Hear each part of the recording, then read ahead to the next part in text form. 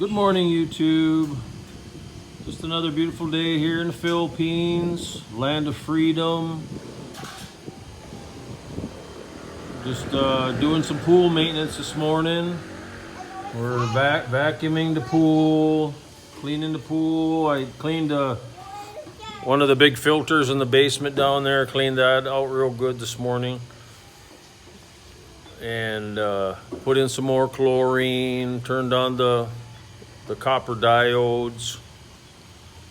So that's those copper diodes work where you put AC power from the plug-in in the wall, goes through a transformer, transforming it to DC power, and the DC power goes on two posts on your copper diodes, which is just a big thick piece of copper, right, with two posts, so that DC current goes across it, and it's in the water stream. So when your pump is circulating, your water's going across that diode, and then it's releasing particles of copper into the water, and that prevents biomass from turning green when it's in the water, right? Because you'll see a pond and it's all green or brown or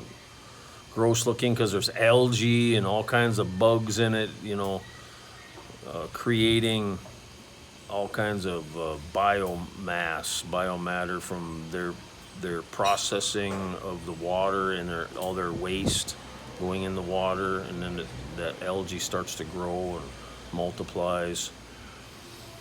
But that's what we prevent when we put the copper particles in the water and a little bit of chlorine and circulate it always through filters, so it's always being filtered, so it's crystal clear, as long as you're taking care of it right, looking at your pH balance, but it's a big job every day, 2-3 hours every day, almost every day.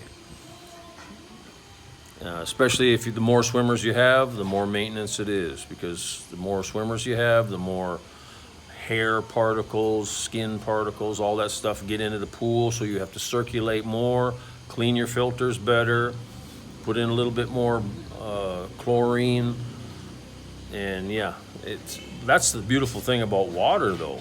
You can process it forever, and it's just as crystal clear and clean 3 years from the day it was produced out of the well, as long as you're treating it and filtering it. That's the beautiful thing about water. It's just that I could go up to that pool right now and take a glass of it and drink it. No problem whatsoever, as long as I've been, taking care of your chemical balance and filtering it.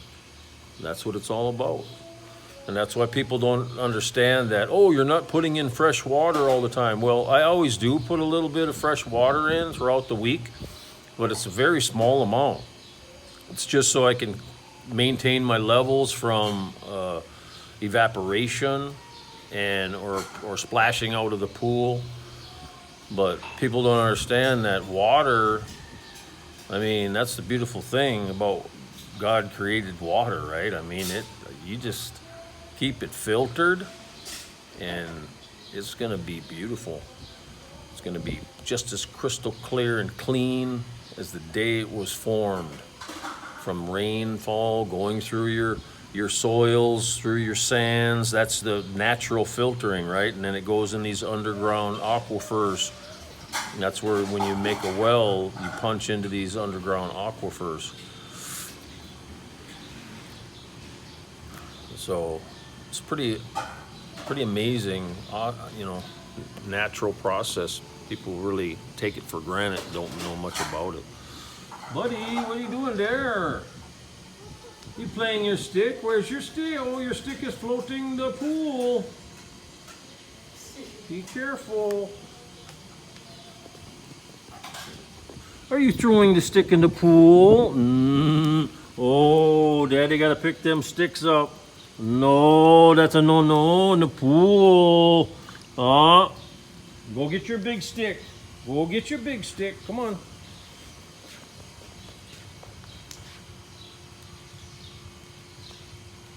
Don't fall in. Okay, get it. Yay, good job. There's my Hello, queen. good morning. There's my queen making the breakfast for us. Yes, I'm cooking a bacon right now. Bacon. For my king, my God, they're spoiled. Thank you, hon. And I forgot to get the laundry from upstairs. Oh, you can bring that down later after we Okay. eat. Okay. No problem. All right. Because usually we do laundry on Sunday, but because we did a count. We had 82 swimmers yesterday. 82. So it was a very busy day for us, and it's wonderful to see all that many people on Easter Sunday bonding. So it was really really great. And then I got to meet new people. That's the cool thing too. We always get to meet new people, hear their story. Whoa, Leo. buddy, you having fun? That's another reason why I built this pool. Huh? Don't forget to bring that down. The laundry? Okay. Yes, because you know that I'm the one washing our own clothes. Yeah. No one else, only me. You're so good with it, hon. You're so sweet this morning for me. Why? Oh. Because you want me to wash your clothes all the time? Oh, no, only once per week.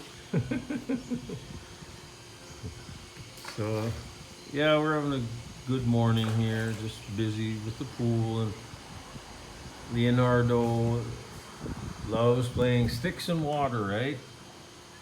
What are you looking for? Another stick? Are you looking for another stick? Where is it? Where'd it go? Is there that one? A stick? You want that one? Huh? Are you eating the stick? Oh, so delicious. You're eating a stick. Here, I'll give you this one too. There, how's that? You want that one too? Okay. Good boy. Good boy. Yeah. So, tomorrow is our shopping day. We're going to go to the big city of Dipolog and do our shopping. Usually, when I go there, we'll bring anywhere from 15 to 25,000 pesos. That's our monthly budget for when we go to Dipolog and buy the bulk of our store-bought and grocery store-bought and stuff, and any other specialty items we need in the city, we'll get it when we go there. Usually just once per month. If I go twice per month, it's for sometimes we can't get the big apples, the big juicy apples here, and my autistic son loves the apples, and so does Leonardo now. So I'll go in sometimes twice per month and just buy an extra bunch of apples or fruits we can't get here. But usually our weekly market on Thursday, which we go to the market in Mapong once every 2 weeks and spend 5,000 pesos there to get all our fruits and vegetables. And they last pretty much all our vegetables for sure last 2 weeks, but our fruit, some of the fruits only last for 1 week. So that's why, we'll pick our own papaya around here, and sometimes we have our own bananas. But things like apples and American lemon, I really want to grow American lemon. I've tried to grow some lemon before, and they said they were American lemon, but it wasn't. It was native lemon, and they have a bitter, terrible bitter taste. So if I run out of American lemon, hon, how do you pronounce it? The green lemon here, which I call them limes, calamansi, or Yeah. this here? In Tagalog, that's calamansi. Oh. But, in our language here, limoncito. It's just like a Spanish word. Oh. Limoncito. Yeah. But that's calamansi in Tagalog. Okay. So, calamansi. And see, we have this big tree here. I mean, see the size? They're, twice as big as your thumb. And this whole tree is loaded, right? Full tree is just loaded with calamansi. And like I say, I'll pick this one here. And I'll put it right in my mouth and chew it down. I mean, it's delicious. Oh, wow. What's going on here? We have some kind of a spider. It has like a white covering over this whole branch of this tree. Weird. I've never seen that before. But this tree is weird. It's almost like a tree from the Garden of Eden. Seriously, it's crazy. We'll get these pods right here that they make out of the leaves. These big, huge monarch butterflies. I mean, the biggest butterflies I've ever seen in my entire. They're almost like Jurassic. They're like giant pterodactyl butterflies. And here's another one. See, right here. And that's your pod. They'll make these pods, and then a big, huge worm will come out of there. And then, see, there's another one. And they only come to this tree. And then a butterfly, and then well, actually, I'm not sure how it works. So usually the big, huge worm will make these pods. But I've seen these pterodactyls, giant moths, butterflies, make these pods. So I don't know if they make these pods and then it becomes a worm and then the worm makes its own pod later. I'm not sure, but I've seen the worms are just giant worms, and they'll just eat this tree. There's something about this lemon tree that they just love it, and they just eat it. The leaves and stuff, and then the cycle just repeats. It's crazy.